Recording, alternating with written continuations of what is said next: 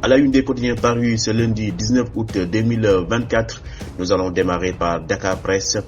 Hécatombe à grande vitesse.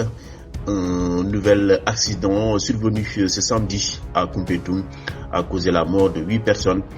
Bassirou Diomaye Faye commande des états généraux du transport.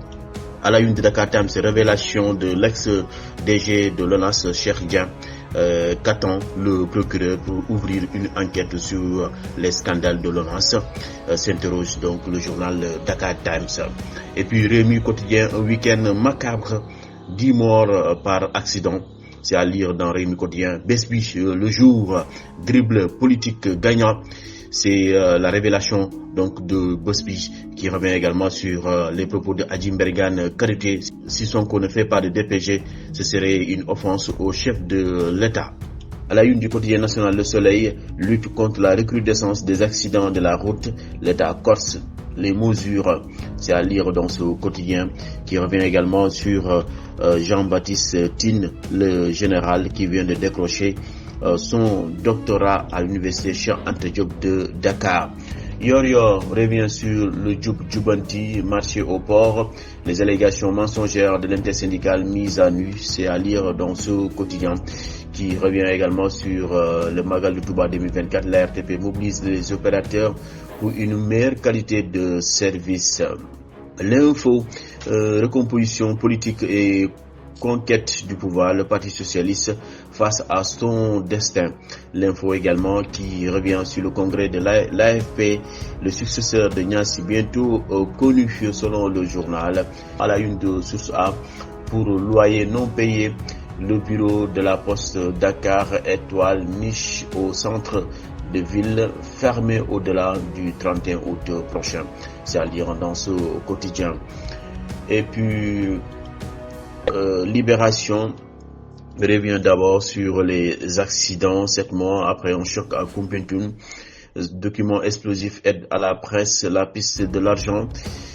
Voilà, c'est à lire dans ce quotidien qui revient aussi sur des accusations contre le DG du port autonome de Dakar, Waly Diouf Bodian, démonte les syndicalistes.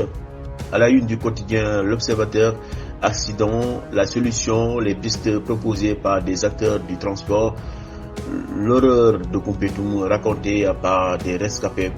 Djoubanti, les premières prémices, Djoubanti, les premières fissures, ces gravismes, déballage et accusations qui chahutent la rupture. ONAS Cheikh Dieng, le temps des prolongations.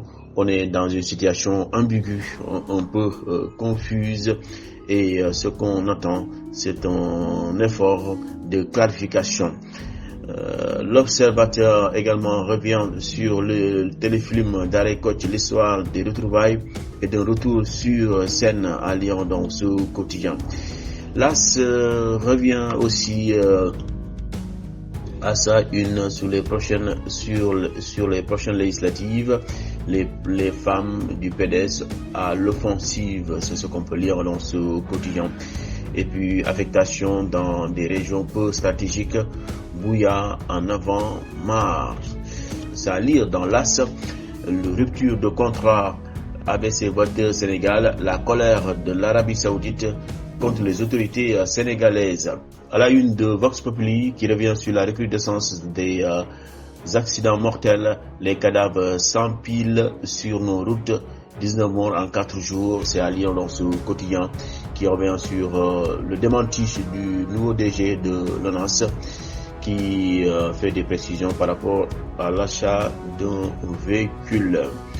L'hôpital Cheikhoul Khadim de Touba déploie des gros moyens, c'est à lire dans ce quotidien.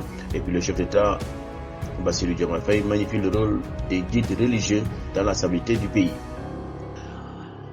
Aéroport international Léopold Sédar Senghor, un syndicat dénonce le carnage financier, c'est à lire dans les Échos, qui revient également sur les femmes du PDS qui visent un groupe parlementaire avant l'assaut final en 2019.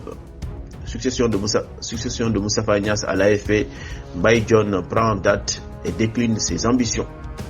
Le mandat revient sur la santé des jeunes. Woody Woka, cette menace pour la jeunesse sénégalaise, C'est à lire dans ce quotidien qui revient également sur les affectations négatives de fonctionnaires, déportation de prisonniers, Tambacounda, un laboratoire tristement célèbre.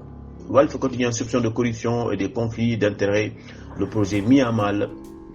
Le quotidien revient également sur la Guinée-Bissau, le parti présidentiel vole en éclats. Walf revient aussi sur la recrudescence des accidents, des repos obligatoires imposés aux chauffeurs. Recrudescence des accidents mortels sur les routes. La série noire continue. C'est à la une de Sud Quotidien de ce vendredi 19 août 2024. Enquête de ce lundi 19 août, crise à répétition et confusion communicationnelle. Les défis du gouvernement de Bassirou Diomaye Faye, confusion entre communication politique et publique, acerbe par des réponses souvent tardives et maladroites. L'affaire Lolance, communication contre information, pour autonome de Dakar et collectivités territoriales, un dialogue de sourds, El Malick Ndiaye, l'exemple à suivre pour les autres membres du gouvernement.